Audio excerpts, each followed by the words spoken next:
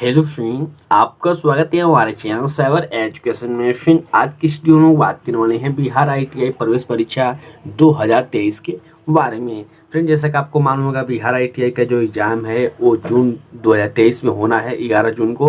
और इसी एग्ज़ाम को लेकर हम लोग बिहार आईटीआई के लिए प्रैक्टिस सेट देख रहे हैं। और मैंने कल के वीडियो के माध्यम से मैंने आपको 20-25 क्वेश्चन कराए थे, जो कि आप सभी कैंड का अच्छा रिस्पॉन्स रहा। लेकिन मैं चाहता हूँ कि और अधिक से अधिक बच्चे जुड़ें, इसीलिए आपको वीडियो को दोस्तों के साथ ज़्यादा से ज़्यादा शेयर करना है, ताकि मुझे भी पढ़ाने में इंटरेस्ट आए। ठीक है। साथ ही मैंने एक क्वेश्चन यूट्यूब के कम्युनिटी में डाला था कि सबसे जो नरम धातु है कौन सी है। ऑप्शन में आपको सोना, चांदी, प्लेटिनियम और एक ऑप्शन कोई था। तो बहुत सारे काइंड यहाँ प्लेटिनियम पर क्लिक किया है, जो कि पूरी तरह से गलत है। इसका जो राइट आंसर होगा वो सोना होगा। आप गूगल पे भी सर्च कर सकते हैं। ठीक है। और मैंने एक क्वेश्चन कल के वीडियो में ही करवाया था, लेकिन बहुत सारे कैंडिडेट ने इसका गलत आंसर दिया है। तो आप सभी कैंडिडेट अपना आंसर सुधार लीजिएगा। ठीक है। सो फ्रेंड, यहाँ से देख सकते हैं मैंने इस क्वेश्चन के पीडीएफ को ओपन कर रखा है। तो चलिए हम लोग एक एक करके सारे क्वेश्चन को डिटेल में समझते हैं। इससे पहले आपसे रिक्वेस्ट है कि इस वीडियो को शुरू से लेकर लास्ट तक देखें, और वीडियो समाप्त हो जाने के बाद कमेंट बॉक्स में आप अपना स्कोर जरूर शेयर करें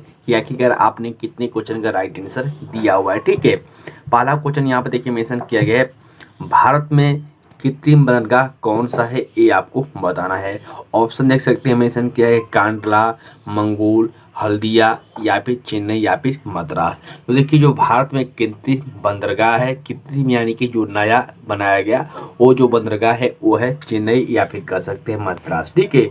अब यहाँ से देखिए एक क्वेश्चन और पूछा जा सकता है। कभी कभी डायरेक्ट क्वेश्चन ये पूछ लिया जाता है कि जो मद्रास है किसका पुराना नाम है। तो ये चेन्नई का ही पुराना नाम है मद्रास, जो कि पहले मद्रास के नाम से ही जाना जाता था। ठीक है। तो बिल्कुल आप इस बात को याद रखिएगा। नेक्स्ट क्वेश्चन यहाँ पर देखिए मेंशन किया गया है, जापानी सहयोग से स्थापित किया गया न्यूनतम और सबसे बड़ा शिपयार्ड कौन सा है, ये आपको बताना है। ठीक है। तो देखिए, जो जापानी सहयोग से आपको स्थापित किया गया जो न्यूनतम सबसे बड़ा शिपयार्ड है वो है आपको कोची शिपयार्ड, जो कि यहाँ से बी ऑप्शन बिल्कुल राइट आंसर हो जाएंगे इस क्वेश्चन के। ठीक है। अब यहाँ से एक पॉइंट आपको ये याद होना चाहिए कि आखिरकार इसका निर्माण हुआ कब था। ठीक है। तो इसका निर्माण आपको 1972 ईस्वी में किया गया था, जो कि आप यहाँ पे ईयर भी याद रख सकते हैं, कभी कभी ईयर भी पूछ लिया जाता है। ठीक है। चलिए हम लोग अगले क्वेश्चन की ओर बढ़ते हैं। नेक्स्ट यहाँ देखिए मेंशन किया गया है, कोंकण रेलवे जोड़ती है, यानी कि जो कोंकण रेलवे है किसको किसको जोड़ती है, ये आपको बताना है। तो देखिए, जो कोंकण रेलवे है ये आपको रोहा से लेकर मंगलुरु को जोड़ती है, जो कि यहाँ से बी ऑप्शन बिल्कुल राइट आंसर हो जाएंगे इस क्वेश्चन के। ठीक है। देखिए, बहुत ऐसे कैंडिडेट हैं जिनके मन में डाउट आता होगा कि सर जो आप क्वेश्चन करा रहे हैं क्या बिहार आईटीआई के लिए ये काफ़ी है, यानी कि ऐसे ही क्वेश्चन पूछे जाएंगे या फिर नहीं पूछे जाएंगे। तो देखिए, अभी आपके एग्जाम में 1 से 1.5 महीने समय है, और जो भी मैं आपको क्वेश्चन करा रहा हूँ सारे इंपॉर्टेंट क्वेश्चन ही करा रहा हूँ। ऐसा नहीं है कि मैं आपको सिर्फ यहाँ पे टाइम पास करवा रहा हूँ। तो आप वीडियो को लास्ट तक देखते रहिए, और जो भी आपके मन में डाउट आता है किसी भी क्वेश्चन को लेकर, वो भी आप कमेंट करके पूछ सकते हैं। ठीक है। अगला क्वेश्चन देखिए मेंशन किया गया है, अंडमान और निकोबार द्वीपों की आदिवासी जनसंख्या क्या है, ये आपको बताना है। ठीक है। तो देखिए, जनजाति से भी आदिवासी से भी क्वेश्चन ज़्यादातर पूछे जाते हैं, तो यहाँ पे उसी से रिगार्डिंग एक क्वेश्चन है। ठीक है। अंडमान और निकोबार द्वीपों की जो आदिवासी जनसंख्या है वो क्या है, तो इसका राइट आंसर हो जाएगा नियो ग्रोसोम जाति, जो कि यहाँ पे डी ऑप्शन में दिया गया है। ठीक है। यानी कि यहाँ से डी ऑप्शन बिल्कुल राइट आंसर हो जाएंगे, यहाँ से देख सकते हैं। चलिए हम लोग अगले क्वेश्चन की ओर बढ़ते हैं। नेक्स्ट यहाँ में देखिए मेंशन किया गया है, निम्नलिखित जनजातियों में से कौन सी केरल में जनजाति पाई जाती है, ये आपको बताना है। यानी कि जो 4 यहाँ पे जनजाति दिया गया है, इनमें से बताना है कि कौन से वो जनजाति है जो कि केरल में पाई जाती है। ऑप्शन देख सकते हैं मेंशन किया गया है, चेचू, लेपवा, डफला या फिर डाफर। तो देखिए, जो चेचू जनजाति है ये आपको मेनली दक्षिण भारत का सबसे बड़ा जनजाति माना जाता है। ये केरल में, आंध्र प्रदेश में पाया जाता है, लेकिन जो मेनली ये जनजाति पाया जाता है ये आपको केरल में ही पाया जाता है। इसीलिए इसका जो राइट आंसर होगा वो ए ऑप्शन हो जाएगा। अगला क्वेश्चन देखिए मेंशन किया गया, बहुत ही इजी क्वेश्चन है और बहुत सारे अलग अलग एग्जामों में इस क्वेश्चन को पूछा जा चुका है। दक्षिण भारत का मानचेस्टर है, यानी कि दक्षिण भारत का मैनचेस्टर किसे माना जाता है, किसे कहा जाता है, तो इसका राइट आंसर हो जाएगा कोयम्बटूर, जो कि यहाँ से ए ऑप्शन में दिया गया है। ठीक है, चलिए हम लोग अगले क्वेश्चन की ओर बढ़ते हैं। अगला क्वेश्चन देखिए, मेंशन किया गया है विशेष कृषि क्षेत्र स्थापित करने वाला पहला भारतीय राज्य कौन सा है, ये आपको बताना है। ये क्वेश्चन बहुत ही इंपॉर्टेंट है। विशेष कृषि क्षेत्र स्थापित करने वाला जो प्रथम राज्य है वो कौन सा है? ऑप्शन देख सकते हैं, तमिलनाडु, पंजाब, उत्तराखंड या फिर गुजरात। ठीक है, तो इसका जो राइट आंसर हो जाएगा ये हो जाएगा उत्तराखंड, जो कि यहाँ से सी ऑप्शन में दिया गया है। ठीक है, साथ ही आपको याद होना चाहिए कि उत्तराखंड की राजधानी कहाँ है, उत्तराखंड की अभी प्रेजेंट टाइम पर मुख्यमंत्री कौन है, फटाफट वीडियो के नीचे कमेंट करके आप मेंशन कीजिएगा। ठीक है, अगला क्वेश्चन देखिए, मेंशन किया गया वर्ष 2011 की जनगणना के अनुसार भारत में वयोवृद्ध महिला नागरिकों की संख्या कितनी है, ये आपको बताना है। ठीक है, तो देखिए वर्ष 2011 वाला जो जनगणना है, यहाँ से भी बहुत सारा क्वेश्चन पूछा जाता है। जनगणना 2011 से संबंधित आपको जो इम्पोर्टेंट क्वेश्चन बन सकते हैं, मैं एक स्पेशल वीडियो के माध्यम से आपको सारे क्वेश्चन कराऊंगा। इसके पहले आपको 2011 वाली जो जनगणना है लूसेंट के माध्यम से या फिर किसी बुक के माध्यम से आपको अच्छे से पढ़ लेना चाहिए। ठीक है, इस क्वेश्चन के बारे में बात करें जो कि पूछा गया है कि 2011 जनगणना के अनुसार भारत में जो वयोवृद्ध महिला है, इसका मतलब क्या होता है वयोवृद्ध, यानी कि जो 60 वर्ष या फिर 60 वर्ष से अधिक उम्र की हो जाती हैं उन्हें हम लोग वयोवृद्ध महिला के नाम से भी जानते हैं। तो यहाँ पे इसका राइट आंसर क्या होगा? तो इसका राइट आंसर हो जाएगा आपको सी ऑप्शन, जो कि 53 मिलियन था 2011 जनगणना के अनुसार। ठीक है, तो यानी कि यहाँ से सी ऑप्शन बिल्कुल राइट आंसर हो जाएंगे इस क्वेश्चन के। नेक्स्ट क्वेश्चन देखिए, मेंशन किया गया प्राचीन भारतीय समाज के प्रसंग में निम्नलिखित शब्दों में से कौन सा शब्द 3 वर्ग का नहीं है, ये आपको बताना है। ठीक है, ये भी क्वेश्चन इंपॉर्टेंट हो जाता है और यहाँ पे इसका राइट आंसर क्या होगा, फटाफट आप सभी वीडियो नीचे कमेंट करके मेंशन कीजिएगा। ठीक है, ऑप्शन देख सकते हैं, मेंशन किए गए कुल, वंश, कोश या फिर गोत्र। ठीक, कोश इसका राइट आंसर हो जाएगा, जो कि यहाँ पे सी ऑप्शन में दिया गया है। ठीक है, यहाँ से सी ऑप्शन बिल्कुल राइट आंसर हो जाएंगे इस क्वेश्चन के। चलिए हम अगले क्वेश्चन की ओर बढ़ते हैं। नेक्स्ट यहाँ देखिए, मेंशन किया गया ऋग्वेद में निम्नलिखित किन नदियों का उल्लेख पाकिस्तान के साथ आर्यों के संबंध में सूचक है, ये आपको बताना है। ठीक है, इसका जो राइट आंसर होगा क्या होगा? ऑप्शन देख सकते हैं, आस्कमनी, जो नदियों का नाम है उस समय का वही बातें यहाँ पे मेंशन की गई है। इसका जो राइट आंसर हो जाएगा वो हो जाएगा कुंभा क्रुमु, जो कि यहाँ से सी ऑप्शन में दिया गया है। ठीक है, यहाँ पे देखिए बहुत ऐसे क्वेश्चन हैं जो कि थोड़ा आपको हार्ड लग सकते हैं या फिर आपको टफ लेवल के लग सकते हैं। तो देखिए अभी आपने शुरुआत ही किया है तो थोड़ा सा क्वेश्चन मुझे लगता है कि और इजी लाना चाहिए। तो बिल्कुल आप इसके बारे में टेंशन न लें, कल से आपको जो क्वेश्चन आएंगे इजी लिए जाएंगे। ठीक है, नेक्स्ट यहाँ पे देखिए मेंशन किया गया है निम्नलिखित में से किस विद्युषी ने वाद विवाद में अयज्ञ आग्रवाल को चुनौती दी थी, ये आपको बताना है। ठीक है, ऑप्शन देख सकते हैं, घोषा, आपला, मैत्रेय या फिर गाग्री। ठीक है, इसका जो राइट आंसर होगा वो क्या होगा, फटाफट आप वीडियो के नीचे कमेंट करके मेंशन कीजिएगा। ठीक है, इसका जो राइट आंसर होगा वो हो जाएगा आपको गाग्री, जो कि यहाँ से डी ऑप्शन में दिया गया है। ठीक है, चलिए हम अगले क्वेश्चन की ओर बढ़ते हैं।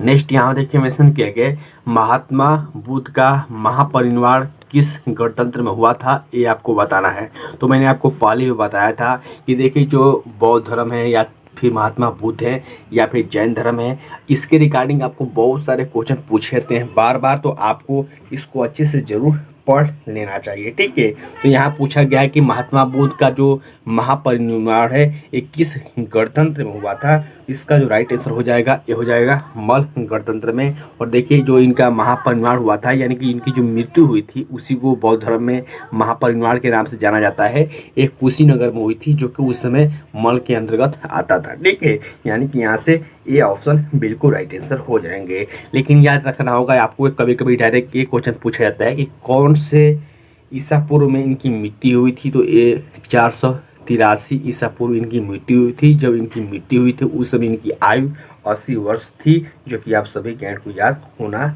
चाहिए। ठीक है, चलिए हम अगले क्वेश्चन की ओर पढ़ते हैं। नेक्स्ट यहाँ देखिए मेंशन किया गया है महापरिनिर्वाण मंदिर कहाँ स्थित है ये आपको बताना है। ये भी जो क्वेश्चन है महात्मा बुद्ध से ही संबंधित है। मैंने आपको बताया कि जो गौतम बुद्ध की मृत्यु हुई थी उसे हम लोग महापरिनिर्वाण के नाम से जानते हैं। और वही क्वेश्चन पूछा जाया गया है कि जो महापरिनिर्वाण है ये कहाँ पर हुआ था। तो मैंने अभी अभी बताया कि कुशीनगर में हुआ था, जो कि यहाँ से ये ऑप्शन बिल्कुल राइट आंसर हो जाएंगे इस क्वेश्चन के। ठीक है, कुशीनगर किस राज्य में है? तो कुशीनगर आपको उत्तर प्रदेश में है। ठीक है, तो बिल्कुल आप इस बात को भी याद रखिएगा। नेक्स्ट क्वेश्चन यहाँ पे देखिए मेंशन किया गया है, सिक्किम के लोक गीतों के उस प्रकार का नाम बताइए जो कि राज्य के प्राकृतिक सौंदर्य का वर्णन करते हैं। ये आपको बताना है। ठीक है, इसका जो राइट आंसर होगा क्या होगा? इसका राइट आंसर हो जाएगा सी ऑप्शन, जो कि दिया गया है घातो गीतो। ठीक है, सिक्किम का लोकगीत का नाम है, जो कि यहाँ से सी ऑप्शन बिल्कुल राइट आंसर हो जाएंगे। ठीक है, नेक्स्ट क्वेश्चन यहाँ पे देखिए मेंशन किया गया है, भारत रत्न प्राप्त करने वाले किस व्यक्ति के जन्मदिन इंजीनियर दिवस के रूप में मनाया जाता है? तो आप सभी कैंडिडेट जानते हैं कि 15 दिसंबर को हम लोग इंजीनियर दिवस मनाते हैं। और किसके जन्म के अवसर पर मनाया जाता है ये आपको बताना है। ठीक है, तो जो एम विश्वेश्वरैया हैं इनके जन्म के अवसर पर हम लोग 15 दिसंबर को विश्व इंजीनियर दिवस के रूप में मनाते हैं, जो कि यहाँ से बी ऑप्शन बिल्कुल राइट आंसर हो जाएंगे इस क्वेश्चन के। ठीक है, साथ ही आपको ये बात याद होना चाहिए कि जो विश्वेश्वरैया हैं इनको भारत रत्न दिया गया था। वो कब दिया गया था? तो 1955 ईस्वी में इन्हें भारत रत्न दिया गया था। कभी कभी डायरेक्ट क्वेश्चन ये भी पूछा जा सकता है। नेक्स्ट यहाँ में देखिए मेंशन किया गया है, ब्रिटिश संसद में सदस्य बनने वाले प्रथम भारतीय कौन थे? तो ब्रिटिश संसद में प्रथम जो सदस्य बनने वाले भारतीय थे वो थे दादा भाई नौरोजी, जो कि यहाँ से ये ऑप्शन बिल्कुल राइट आंसर हो जाएंगे। अगला क्वेश्चन देखिए मेंशन किया गया है, निम्न में से कौन सी नदी अरब सागर में जाकर गिरती है? ये आपको बताना है। ठीक है, तो जो अरब सागर में कौन सी नदी जाकर गिरती है तो वो है आपको माही नदी, जो कि यहाँ से बी ऑप्शन बिल्कुल राइट आंसर हो जाएंगे इस क्वेश्चन के। अगला क्वेश्चन देखिए मेंशन किया गया है, घानानंद को हराकर मौर्य साम्राज्य की स्थापना किसने की थी? ये आपको बताना है। ये भी बहुत ही इंपॉर्टेंट क्वेश्चन है, क्योंकि मौर्य वंश से भी बहुत सारे क्वेश्चन पूछे जाते हैं इंपॉर्टेंट। तो यहाँ पे वही क्वेश्चन पूछा गया है कि घानानंद को हराकर मौर्य साम्राज्य की जो स्थापना है किसके द्वारा किया गया था? तो ये आपको चंद्रगुप्त मौर्य के द्वारा इसकी स्थापना की गई थी, मौर्य वंश का। ठीक है, और यहाँ पे याद रखना होगा आपको कि चंद्रगुप्त मौर्य का जो पुत्र था वो कौन था?